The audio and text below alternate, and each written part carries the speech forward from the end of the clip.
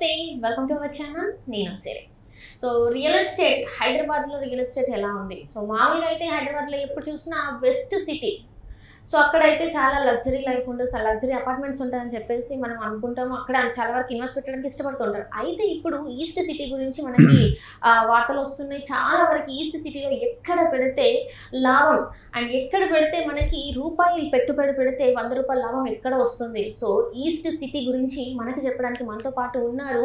So ఈ అంశాన్ని మనకి చెప్పడానికి మనతో పాటు ఉన్నారు founder and CEO of realtor oxygen doctor Nandi Rameshwar Rao గారు. నమస్కారం సార్. నమస్కారం సార్, ఇప్పుడు చూస్తుంటే ఇందాక నేను చెప్పినట్టు వెస్ట్ సిటీ డెవలప్ అయింది.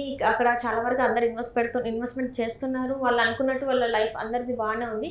కాకపోతే ఈస్ట్ సైడ్ కూడా పెట్టాలి అంటే ఎక్కడ ఇన్వెస్ట్ చేయాలి, ఎక్కడ రూపాయి పెడితే 100 రూపాయలు లాభం వచ్చేలాగా ఏ ఏరియాలో ఉంది, అసలు ఏంటి? చాలా వరకు ఈస్ట్ అయితే డెవలప్ అయింది, చాలా తక్కువ అని మీరే చెప్పారు కొన్ని సందర్భాలలో. మరి ఇప్పుడు ఈస్ట్ డెవలప్ అవుతుందా లేదా? పెద్ద పెద్ద క్వశ్చన్లు చిన్న టైంలో చెప్పమంటారండి. దీనికి గంట సేపు ఆన్సర్ మాట్లాడారు. మీరు 10 నిమిషాలు 8 నిమిషాలు ఇస్తారు సార్. అంటే చాలా షార్ట్ అండ్ స్వీట్గా మీరు చెప్తారని చెప్పేసి నేను అడుగుతున్నాను సార్. నేను నీ ప్రశ్న ఆన్సర్ చేసే ముందు ఒక సామెత చెప్తా. సామెత కాదు, ఒక కోట్. ఏంటంటే, నేను ఏజెంట్స్కి, బిల్డర్ తాలూకు దగ్గర పనిచేసే సేల్స్ పీపుల్కి ట్రైనింగ్ ఇస్తాను. ఎస్పెషల్లీ రియల్ ఎస్టేట్లో డబ్బులు సంపాదించడానికి వస్తారు. మీరు రాలేదు, మీ దురదృష్టం అది.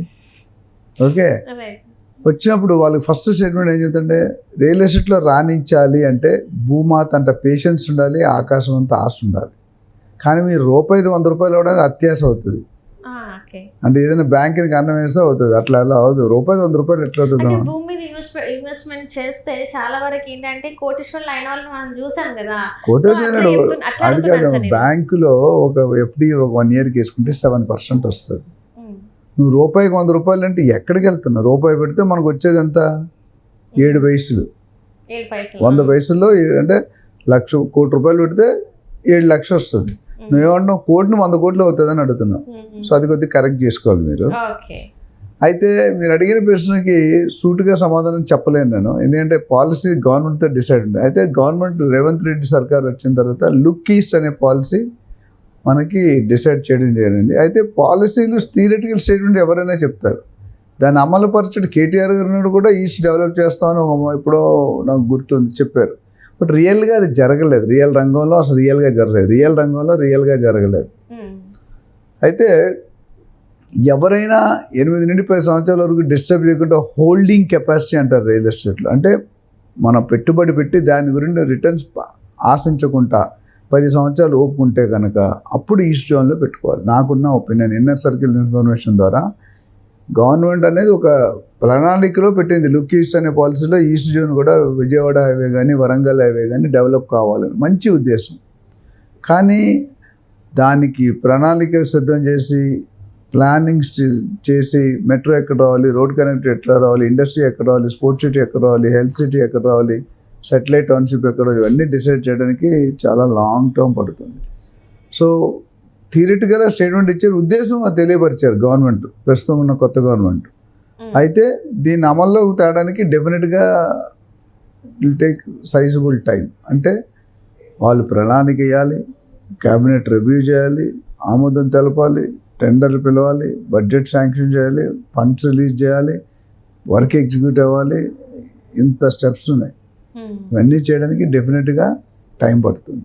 అది 3 సంవత్సరాలు పడుతుందా, 4, డెఫినెట్గా 5 సంవత్సరాలు అయితే పడుతుంది. నాకు తెలుసు, అందులో ఎటువంటి సందేహం లేదు. 5 నుండి 10 సంవత్సరాలు 7కి వస్తుందా 8కి వస్తుందా, టూ ఎర్లీ టు టెల్. ఒక మనం ఉద్దేశం ఉండాలి.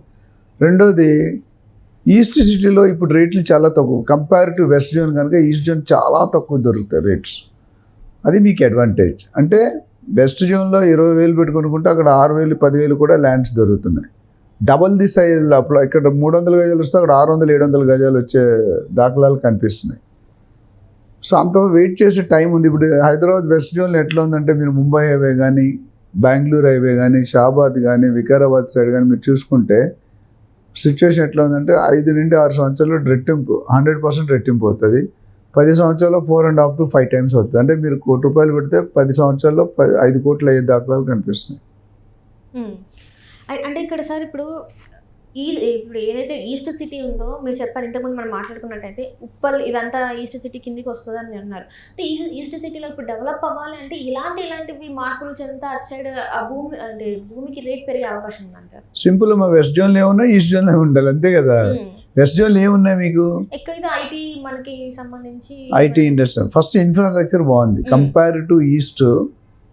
వెస్ట్ జోన్లో ఇన్ఫ్రాస్ట్రక్చర్ వెరీ గుడ్. ఇన్ఫ్రాస్ట్రక్చర్ అంటే ఏంటి? Road connectivity, flyovers, bridges, ORR ట్రాఫిక్ని ఎంత తగ్గిస్తుంది. ఓఆర్ఆర్ చుట్టూ ఉంది, బట్ వెస్ట్ జోన్లో ఇంపాక్ట్ ఎక్కువ ఉంది.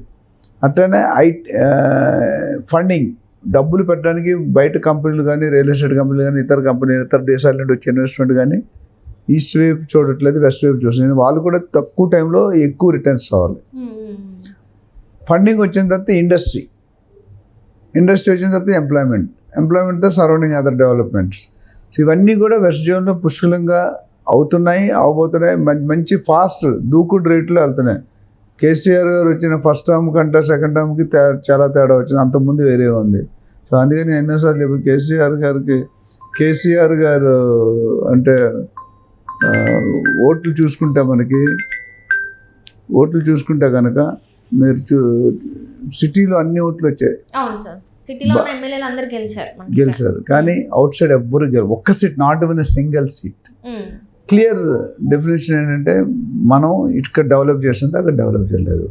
సిటీలో ఉన్న వాళ్ళు కేసీఆర్ ప్రభుత్వంతో చాలా హ్యాపీగా ఉన్నారనేది ఒక నిదర్శనం. అంటే 10 రూపాయలు మీరు అన్నట్టు 100 రూపాయలు అయింది 10 సంవత్సరాల్లో. అది ట్రమండస్ గ్రోత్, ఆల్ ఓవర్ వరల్డ్లో రికగ్నైజ్ అయ్యాం. కానీ ఈస్ట్ జోన్ అది జరగలేదు. ఈస్ట్ జోన్లో ఏముందని జరుగుతుంది? ఇక్కడ ఇవన్నీ ఉన్నాయి. ఎయిర్పోర్ట్ ఉంది, ఓఆర్ఆర్ ఉంది, స్టాచ్యూ ఆఫ్ ఈక్వాలిటీ ఉంది, కన్నా మెడిటేషన్ సెంటర్ ఉంది, స్పెషల్ ఎకనామిక్ జోన్స్ ఉన్నాయి, చందనవల్లి, సీతారాంపూర్, పొలేపల్లి, సజ్జు, మేకాగూడ, ఇలా చెప్పుకుంటూ పోతే చాలా ఉన్నాయి. అటు mobility valley, SEZ, food processing units. ఈ ఏరియాకి వచ్చినంత ప్రాధాన్యత అక్కడ ఇవ్వలేదనే చెప్పుకోవాలి. కానీ ఇప్పుడు ఇస్తారు. ఎంతో ఏ టైంలో ఇస్తారు, ఎప్పుడు అవుతుంది నేను it's too early to tell.